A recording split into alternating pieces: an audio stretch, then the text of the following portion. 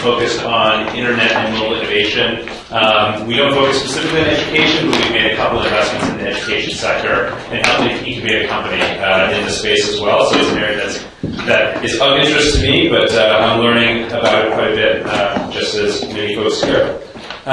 We have a terrific and distinguished panel here with investors from a bunch of different variety of backgrounds. So we have both Todd Hickson and Matt Whitheiler, who are at venture capital firms that invest across a number of different sectors, so it's somewhat similar perspective to myself, I suppose. We have Matt Greenfield, who is a successful entrepreneur and angel investor in the education space for quite some time. And we also have Jennifer Carolyn with the New Schools Venture Fund, which focuses on both for-profit and non-profit investments focused on the K-12 space broadly. So I'm going to open up the panel with some cold calls to the members of the panel, rather than having them do, 5 minutes of a self-bio. I figured they can answer a question and hopefully weave the backgrounds in along the way. So my first question is for Todd, actually. So there was a time when investing in education was not really in vogue.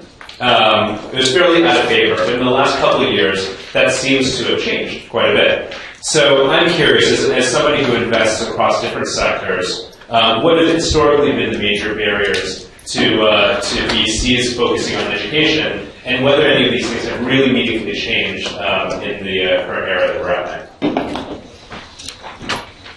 Well, that's a good question. I guess I would say in the past, the barriers in my mind would have been the difficulty of making change happen, the complicated agendas that educational institutions have, so do they care about economics, but they care about other things too.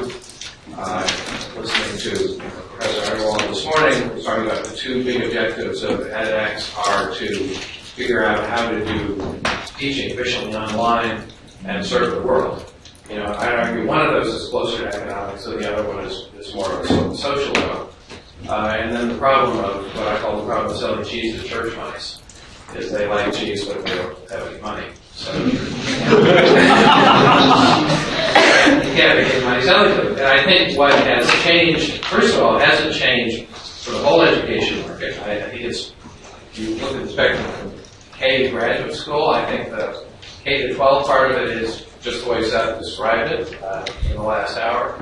On the other hand, if you're trying to sell something to Harvard Business School or the Sloan School, you could be trying to sell to any major corporation. That money's there and the decision-making principles are pretty similar. And colleges are in between. And I think the other thing that's changed, and this is particularly for higher ed, but it's also true on the spectrum, is the cost of education has got to be unbearable. The way I say that is if you had 3 kids who average 10 years old and you want to send them to private college, you need $1 million in cold cash. And unless you're part of the despised 1%, you probably don't have that money. And that's a big disconnect. right now between people's aspirations, which is to have kids who are well educated, and what can be afforded. So I think that makes, particularly higher ed and the spectrum, fairly ripe for disruption. And there's some proven models for how the kinds of IT tools we know understand can do that. So that's what makes it interesting. Sorry if that was lengthy, but it's a complicated question. That's great. Moving pairs, apparently. I wonder if you can handle this. So, Matt, I'm going to ask you something about it. Matt Greenberg. So you invested in wireless generation 10 years ago? I made my investment in wireless in 2006. Oh, 2006. Not as early as my partner Rick did. He was in the around 2000, as well as in SchoolNet. Okay. So I was going to ask you, how do you compare the environment in companies that you invested in that era versus what you're seeing today for early stage companies in the education business? Well, there was no mobile internet when wireless was started. The wireless referred to a Palm PDA. The first thing you had to do when you wanted to start an internet business was to buy a $400,000 Spark server, find a room that was cooled and wired appropriately, and then hire a full-time person to administer it, not a programmer, an administrator of the system. So it's become a lot, and of course now you if you go to an integrator, Amazon Web Services will do that for you for free. Otherwise, it's perhaps a couple of $1,000s a month. So it's become, and there are a lot of other things in place that make it infinitely easier to start a company, which is both good and bad, because you now have sometimes 5 or 10 companies going after the same relatively small niche. I think that people are much more receptive to the idea that technology needs to be part of the solution to our problems in education. Larry Berger wrote a very famous essay on K-12 school districts are the worst customers in the world. And it's got some, I highly recommend it to you, it's got some fabulous anecdotes. But his co-founder, Greg Dunn, said something very interesting to me recently. He said, perhaps it's just that the software wasn't good enough. It's not that customers are difficult. And also, in the case of wireless generation and SchoolNet and many of the other companies that were formed a decade or so ago, maybe they weren't addressing central enough parts of the educational task. So we're now seeing, for the first time, some really great software. And that is a huge difference. And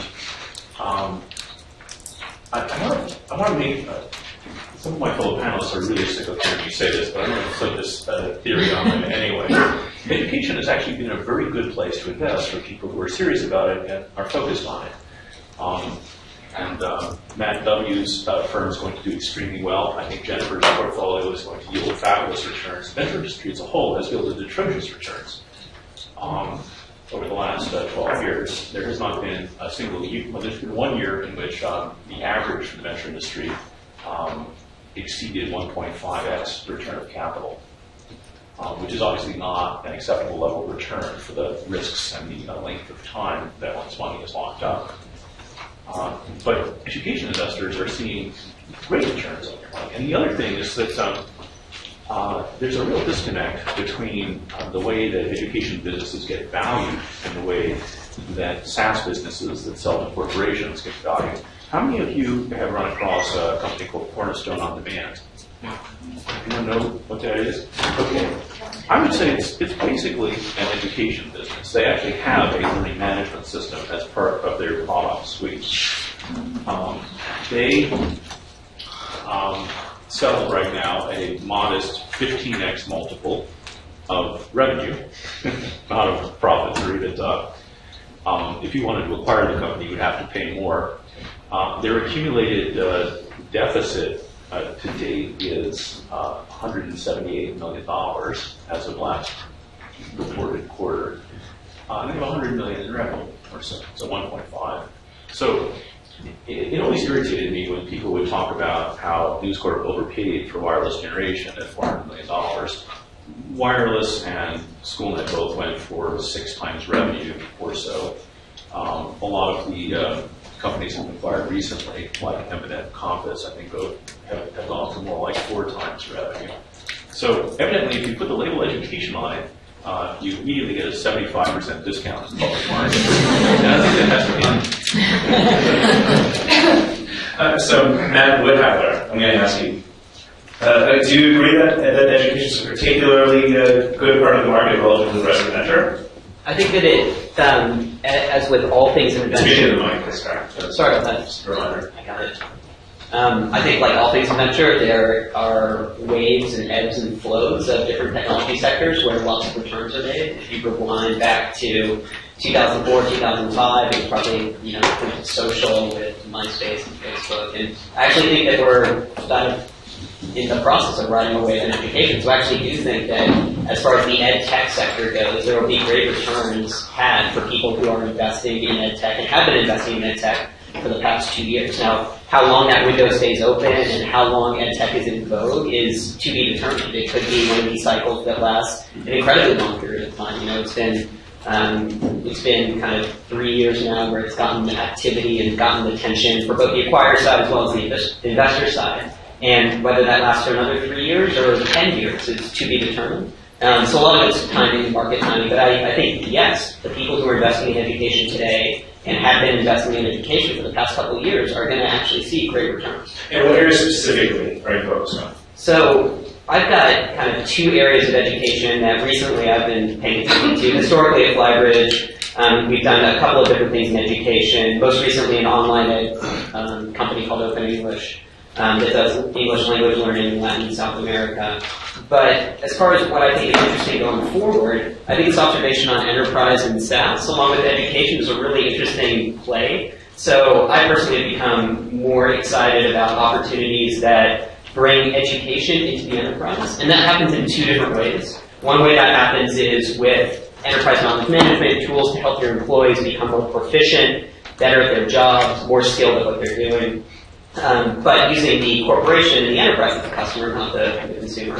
And then secondarily, and this is probably one that I'm more excited about than even first, is taking education and using education in the enterprise as kind of a marketing tool.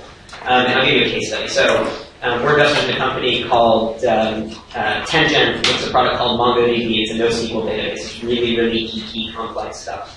And the product itself is pretty complicated. It's developers use it. You have to learn how to use it. It's not something you download and start playing around with and intuitively get many instances. So about a year ago, they actually licensed the edX platform and created an online course for how to use MongoDB. And it was taught by the senior executives at the team, and they initially expected to get order of magnitude 5,000 to 10,000 students in this class that was a 3-month class to teach people how to use MongoDB. They ended up getting 70,000. And not only did it help educate the market and educate people about what Tengen is and what MongoDB is, it also created a ton of new leads for them because there were people who were at companies learning how to use this tool and bringing it to their employer. And so as I think about that as kind of a macro theme, that enterprise education aspect as far as using that education as a lead gen into companies and taking the best practices, because now over the past 3 years we've learned kind of best practices and how to deliver online content, be it through Udemy, Udacity, Coursera, taking some of those learnings and basically revamping the how-to guide on Salesforce.com with an interactive class is something that I think has a lot of potential. So, lifelong learning, sort of elective education, that's all great, right? And I think as an investor, it's easier to imagine those markets because they tend to behave more like normal markets. I have 2 kids in preschool and 1.5-year-old. They're about to go through the traditional public education system, so I care about that in terms of outcomes. And I think we've heard a couple people say that, if you're trying to make a difference in K-12 education, good luck, right? Seth talked about that in his panel. I think that's a pretty typical sentiment. So this is a question for Jennifer. It's a 2-part question, right? So, New Schools focuses very deeply on the K-12 space, both within institutions and outside as well. Like, how do you summarize the state of affairs in terms of the challenges of working in K-12 and why that's difficult? And then 2, as somebody who also focuses on consumer education, how do you see success on the consumer, direct-to-consumer side actually penetrate the schools? Is there really hope? Sure. So So I should start with just saying that New Schools is a nonprofit. We're impact focused. We are focused on K-12. So although we're investing in for-profits, any profits that we make from exits from our companies are recycled back into the fund. So we're a mission or impact first investor. So to your question about like how are the companies faring in the schools and how are they able to sell quickly and scale? I think that we're seeing a number of innovations in how these companies are getting traction and growing quickly in schools. One is I think they're finding new distribution channels to sell through. So we have some companies that are gaining traction through Google Apps for EU. For example, there's a company called Napara in our portfolio that's sort of a layer on top of Google Apps. So they have no sales and marketing, growing very quickly on the sort of the growth of Google Apps. Apple has certainly been a great challenge to schools. We have a company that's gaining a lot of traction through LEAs or education service agencies that kind of roll up districts and provide services to the districts. So I think there's some promising signs that things are changing in how we're selling into schools that we're really excited about. On the consumer end, that's definitely, as others have noted, that's the big trend right now, is the sort of consumerization of education.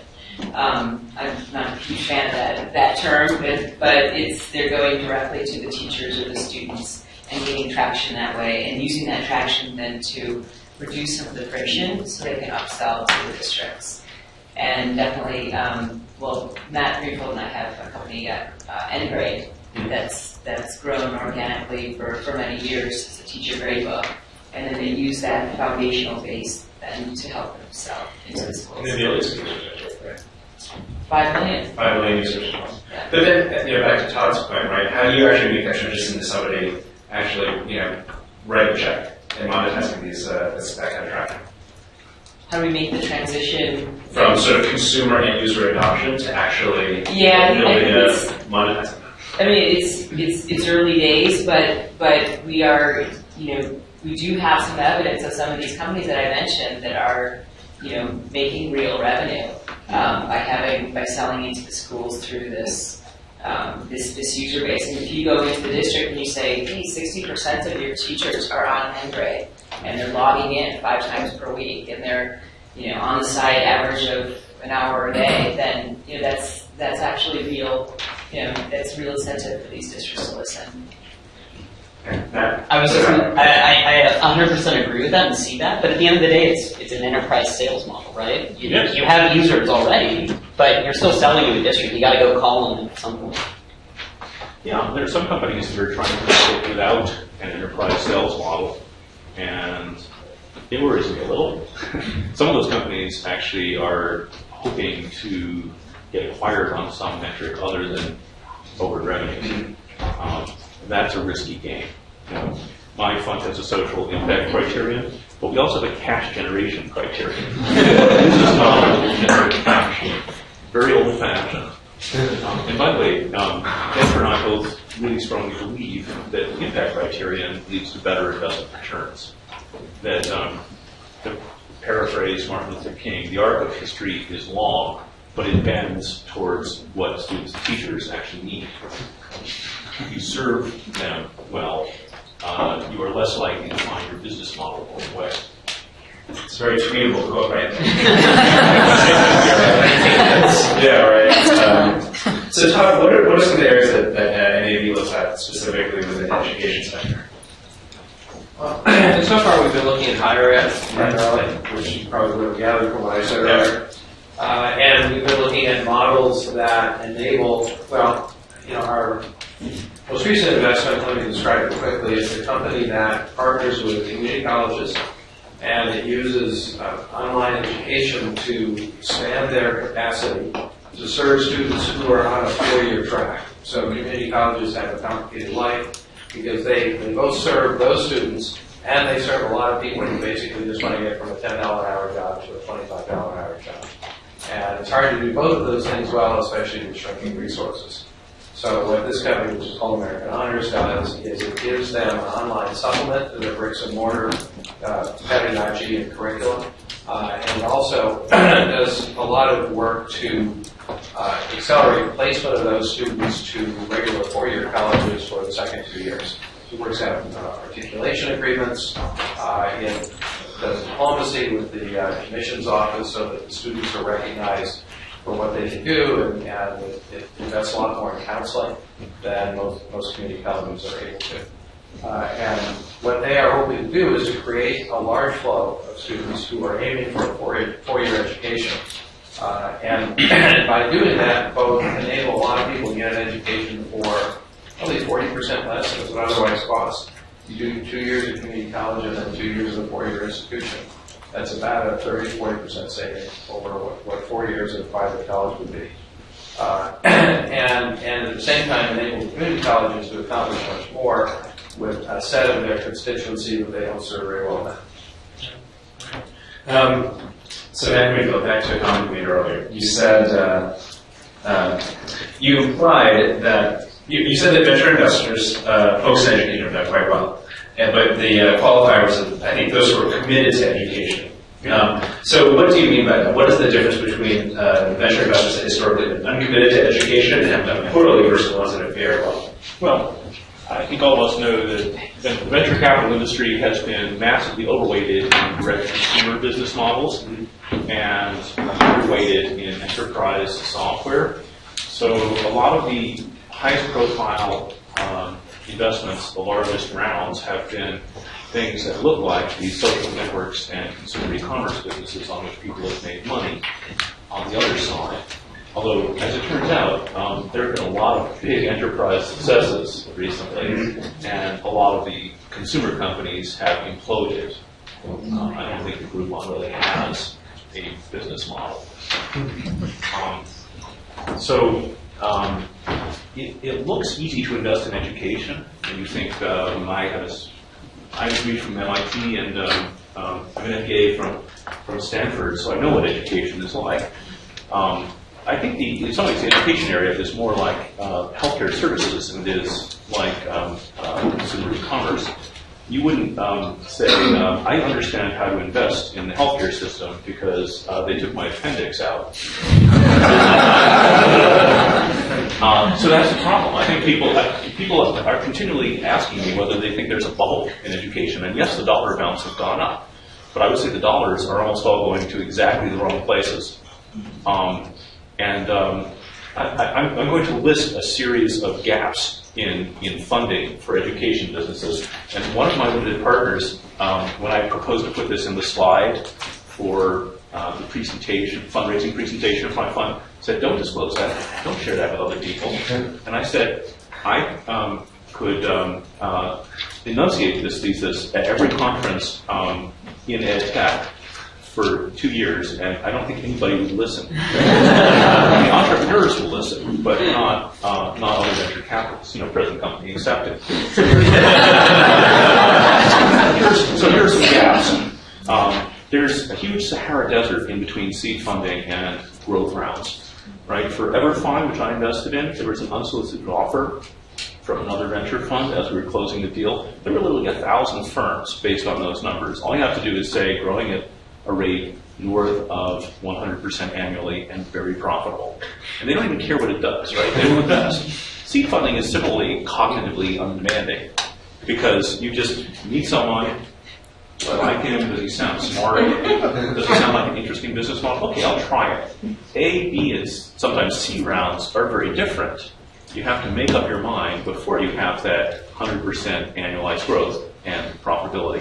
And by the way, profitability, a lot of these education companies, people don't realize this because they're still private or because they're acquired without the numbers ever being revealed. A lot of these companies are actually quite profitable, which really distinguishes them from the corporate side. Okay, so between seed and growth, that's one gap.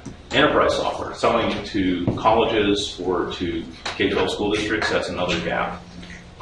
Things that are small, right? If it has an excellent chance of being a $150 million exit where you make 15 times your money, that sounds good to me, but most people won't touch it. Another one, and this one I have a harder time proving, is entrepreneurs who don't meet people's profile. What is the profile? Well, I don't even have to say it.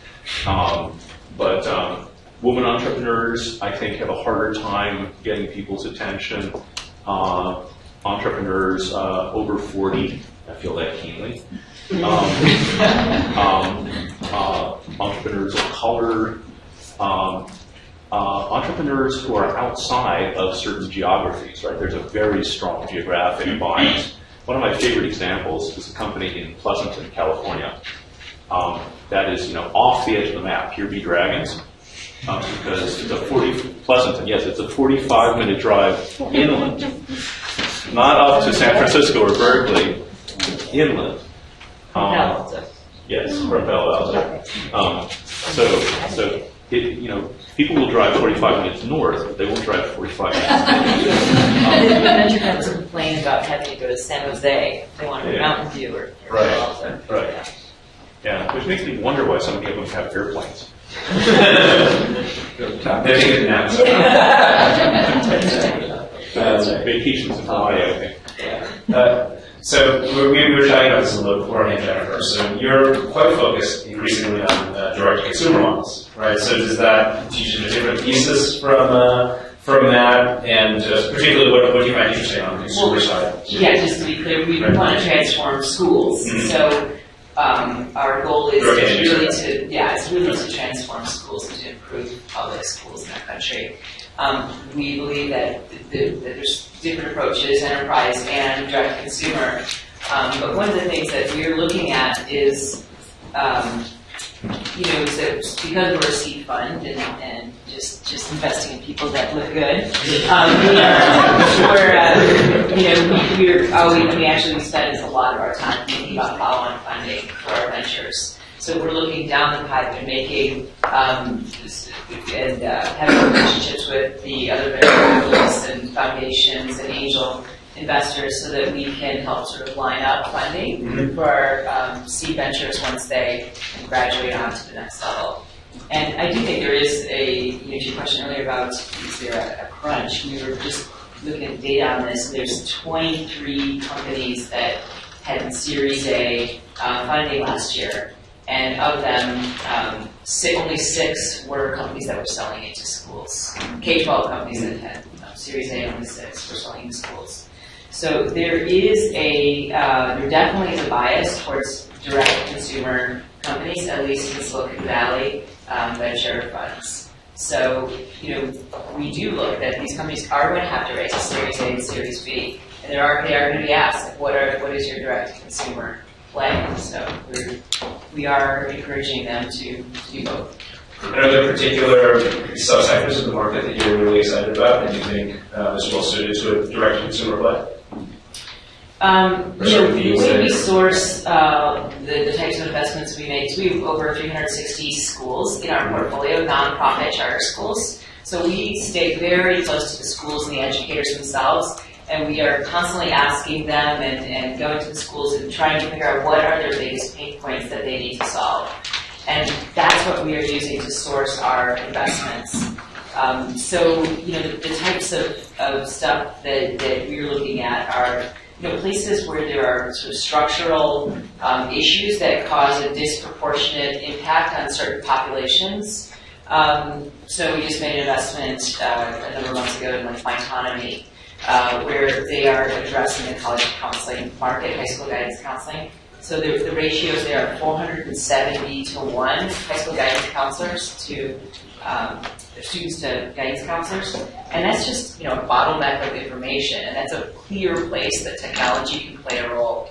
And first-gen students are the ones that are hurt most by those types of ratios. So we're looking at places where technology can uniquely play a role in opening up access and solving some immediate pain points for educators.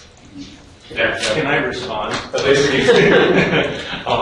When I was talking about seed investing being cognitively demanding, I was not referring to the way that Jennifer does it. It's probably the way we do it. Yes, that's right. So, most venture capitalists are responding to the things that come to them through their social networks.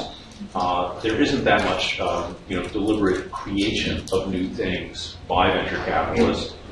And one of the things that's great about new schools is that it really is looking for huge unsolved social needs and then thinking about how to solve them. Agnostic about whether it's a for-profit or a non-profit solution initially. And I think that is the right way to invest in for-profits. It's like what Peter Thiel said, venture returns have been bad because there's been too much hurting. And, do we really need another website with shoe in its name that raises $60 million? How much is that contributing to? What would the world be like without this company?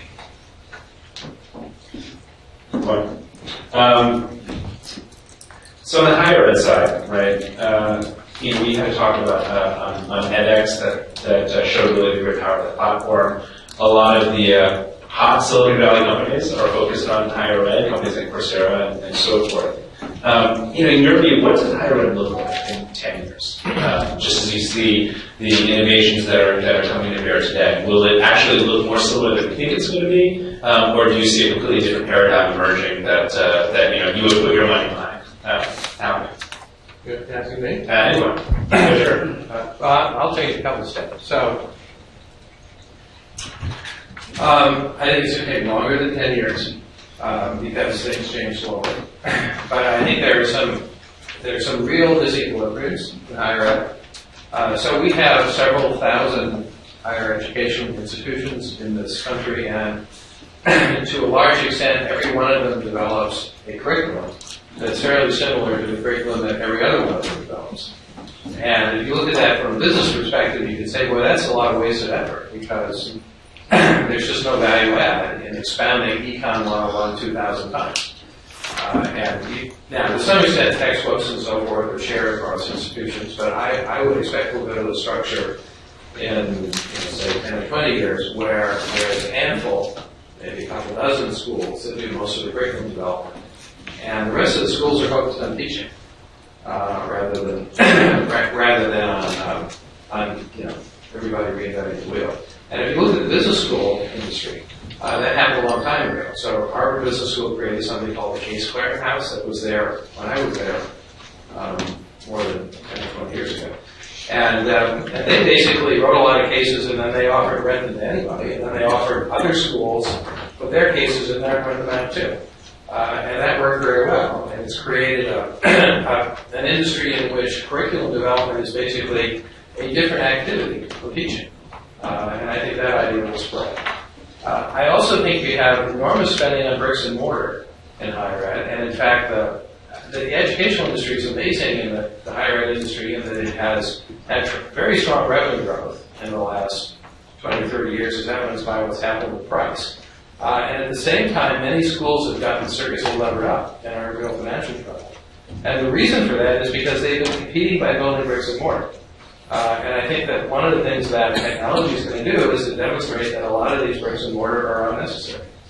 And you can find particularly the weaker institutions are either going to have to transform themselves into much more efficient and specialized institutions in order to maintain value added, or a lot of them are just going to go away. And we'll have much more distance learning, particularly for people who are more value-oriented, and then a much smaller group of traditional universities that basically attract the most capable students and teach in a more traditional way, and have the financial resources to be able to provide that kind of education for something that students can afford. Any other thoughts? I'd say from a timing perspective, I totally agree. Humans consistently overestimate the amount of change in a given time period. We were promised flying cars in like 1940, and we still haven't gotten there yet. So the rate of change will be somewhat slow, I think. But from the outcome perspective, I think what you'll see is a shift towards measuring and using outcomes as a method of validating both education as well as getting price out of that education, so being able to charge for it. And outcomes can range from a lot of different sorts of, you can measure on a number of different dimensions, but I think ultimately the most important one will be job placement. So after you finish your higher ed degree, are you actually more likely to get a job or end up in an organization? And I saw a chart, and I don't know that this data is true today, because this data was from 2010, I believe. But it's a graph of unemployment of college graduates versus high school graduates, and there are more unemployed college grads on a percentage basis than there are high school grads, because the college grads are incredibly picky, whereas the high school grads are willing to take jobs. And they're picky, and the skill set that they're learning in higher ed today isn't applicable in a skill-based economy in many instances. And so that has to change. Like, you're not going to pay $50,000 or $60,000 a year to have a higher unemployment rate than somebody who just graduated from their GED. So I'm saying that, I just have to tell you, there is a flying car deal. I've seen it actually. Yeah, thank you. I completely agree with Todd that there's going to be a mass extinction event. A lot of colleges are going to die off. The costs have to come, for most people, way, way down. There's going to be a disaggregation of the different components, including separation of instruction and credentialization. But I think the most important change for the institutions that will flourish is lifelong learning. We are all freelancers now, to some extent. How many of you are entrepreneurs? Okay. The rest of you are also entrepreneurs. You may not have realized it yet, but you have to continually enhance your portfolio skills. And you have to continually present that portfolio skills to people. And you need help from corporations and nonprofits to continue to build and rebuild yourself. And there are some huge opportunities there, which have, for the most part, not been seized by traditional institutions of higher learning because of their unhealthy addiction to Title IV money. So, with just a related question, there's going to be a mass extinction event among universities. There's still going to be a large supply of students who want to be educated at that level. There's a few options around that. Is there going to be existing enterprises that solve that? So the survivors basically will be able to educate at a much, much bigger scale? Or do you see other players coming to life that will solve the gap? You know, the California state system and the California state community colleges are turning away 500,000 students a year. They're nominally open admission. Meanwhile, government regulation has discouraged the last generation of for-profit colleges from serving poorer students. Every twist of the regulatory screw basically discourages those colleges from serving students who are high risk or poor. They're punished for it. So clearly something has to change. There need to be new actors. And I think the model that Tom was talking about before, of partnership between for-profits and non-profits, clearly is the future. It's the way to duck those regulatory challenges. All right. So last question before I turn it over to the audience. A lot of folks here are entrepreneurs, and apparently everyone is an entrepreneur. What's your advice? Having you listen to people pitch you all the time with great not-so-great companies. So what's one practical piece of advice that you would give to this audience as they go about building their companies? Anyway. Make sure it's not a lifestyle choice. It's kind of cool to be an entrepreneur, or it sounds cool, but it can be pretty brutal. I would do a very careful self-inventory. Ask yourself, how am I unique? Perhaps I am not Sebastian Thrun, right? There's a reason why Sebastian Thrun should be given tens of millions of dollars and allowed to start throwing bombs. But we're not all Sebastian Thrun. Maybe some of us should go to work for another entrepreneur instead of starting our own thing. I would also suggest that you really work hard to figure out who is trying to do something similar to what you're doing. I have the experience, and Jennifer does as well, all the time, of talking to a young entrepreneur who wants to have an impact on the world, hearing the description and saying, there are 4 other people who are trying to do that. Let me introduce you to them. You probably want to affiliate yourself with one of them. It breaks my heart to see all the wasted effort. We need a better clearinghouse of information about what people are up to. And also, you all need to talk to the people who are seeing those other 4 companies. Yeah, I would echo what Matt said, and also I'm a big fan of the incubators too that are coming online. So last year, our seed fund made 12 seed investments, and 5 of them came from the Imagine K-12 incubator. Learn Lunch and Schematic Labs are opening, so I think that's a great way to have a cohort and get them mentorship and guidance. Get starting. I love them too, and I've invested in a couple of Imagine K-12 companies. I just want to sound a cautionary, open a question up. I'd be curious to know what audience members think about this. As far as I know, there's only one accelerator that has actually made money, and that's Y Combinator, and they have made it because of primarily 2 deals, Dropbox and Airbnb. I hear that TechCrunch has not as yet shown a profit. Techstars. Sorry, Techstars. Oh, yes, sorry, Techstars.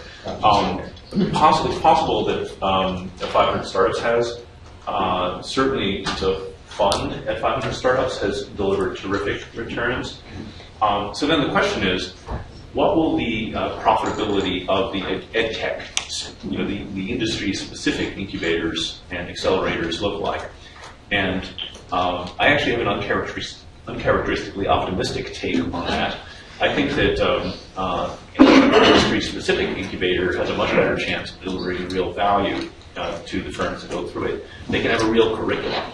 They can actually get all the entrepreneurs together with a bunch of superintendents for a discussion of how you sell to school districts.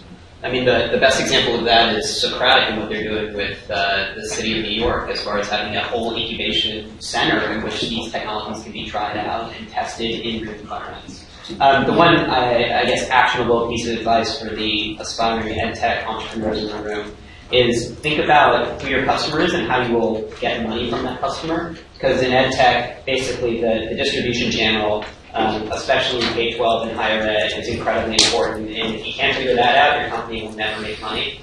So think about what your strategy there will be from the very, very, very beginning. And yeah, it may shift and it may alter and change along the way, but at least have a stake in the ground of here's who I'm going to sell to and here's how I'm going to get to. Yeah, no, I actually have just kind of a different slide. So one suggestion I offer is think really carefully about what your objectives are. So this is a space where there are lots of different motivations for participating. And I think a good entrepreneur has a characteristic that just because I'm a physicist originally, I sort of analogized to the nucleus of an atom, which is you have to be able to hold together some things that don't actually want to be in the same place. And what those things are is, so an atom is multiple things with positive charges that really want to repel each other. And there's something called the strong force that knits them all together. And then, of course, if you break that bond, then you release a lot of energy, which is an interesting thing. But in the case of the venture, the things you have to hold together are, on the one hand, sort of a vision and a drive to change the world. Because the best entrepreneurs are people who are not just trying to get rich, they're trying to accomplish something or prove something. And at the same time, you have to have an acute business sense. You have to understand, what it is that is going to, with relatively little amount of venture funding, turn into a self-funded machine that can garner revenue and produce cash flow and grow on its own 2 feet. And as I like to say to my entrepreneurs, the reason you have to do that is because you need money to change the world. And you can only raise a certain amount. So at some point, the business has to fund itself. So these two opposed principles are, on the one